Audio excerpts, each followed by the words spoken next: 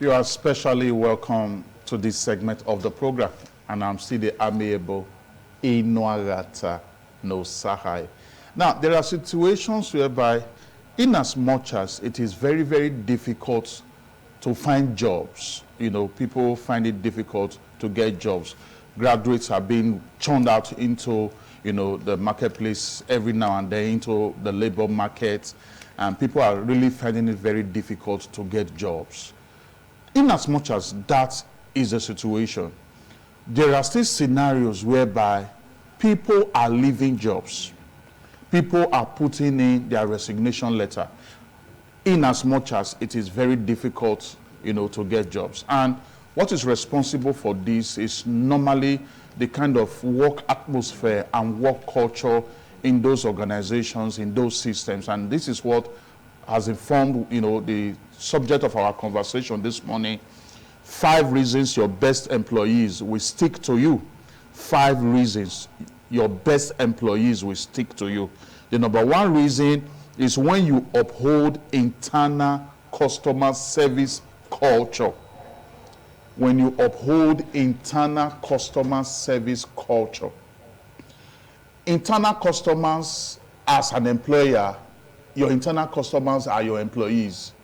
The people you depend on to do their job so that your system, your organization can advance forward. They are your internal customers, and your employees are your internal customers. And it is very, very important that you dispense or exhibit customer service to these your employees, to these your internal customers. And the nucleus of internal customer service culture is respect for your employees. Respect for your employees. Don't, relate with them in a way that, we demoralize their self-esteem, in a way that will make them, feel uncomfortable. The nucleus of internal customer service culture is respect. And I normally say this in my trainings, that the reason you respect people is not because they are graduates. It's not because they are master degree holders. It's not because they have PhDs. The reason you respect people is not because they are from royal families. The reason you respect people is not because they are rich. It's not because they are handsome or beautiful. The reason you respect people is for the fact that they are human beings. You respect people for being human beings. I've gone, into, a service center, a business place, to engage a service or buy their product, and I see the CEOs in the presence of customers talking down on his employees. I've seen a situation whereby, I heard the CEO of a particular organization telling the employees in the presence of customers, you be thief, you thief my money. All those kind of approach is not good, will not help you to retain your employees or retain your best hands. So ensure that you have this internal customer service culture towards them. And like I said, the nucleus of it, the heart of it, the crux of that is respect for these employees. The second reason your best employees will stick to you is when you place people in their areas of strength. There is nothing as important and as strategic when you put round pegs in round holes and square pegs in square holes. Place people in their area of strength. Every one of us, we are a hybrid of our nature and our nurture. Our nature is what we inherited biologically from our parents, and our nurture is the influence our environment has had on us. Our education, our surroundings, what we have been raised with in the environment. These are our nurture. And this nature and nurture has given us some very peculiar potentials or strengths. And you need to be smart as an employer, as a CEO, to know that I need to place people in their area of strength. There are some people that, by reason of their nature and nurture, they have no business with sitting in the front desk to receive customers or receive visitors. They should be inside the factory or be in the inner room, operating computers and dealing with files and papers. That is what their nature and their nurture will help them to do. So, but there are the other people, by reason of their nature and their nurture, the way they have been raised, what they are gifted with naturally, they are very good to interface with visitors and customers, and they help project the image of your organization in a positive light. So when you place people in their areas of strength, you have that strong tendency to retain your best, and they will want to work with you because they are in their area of strength. You don't teach fish to swim. You don't teach eagles to soar. It's just in them. When you place the fish in that place where he can swim very well in the water, he will just want to remain there and he keep working for you. When the eagle is always in the sky soaring, he will just want to remain there working for you. This is the approach that will help you to retain your best hands in your organization and your system. The third one is when there is psychological safety for openness.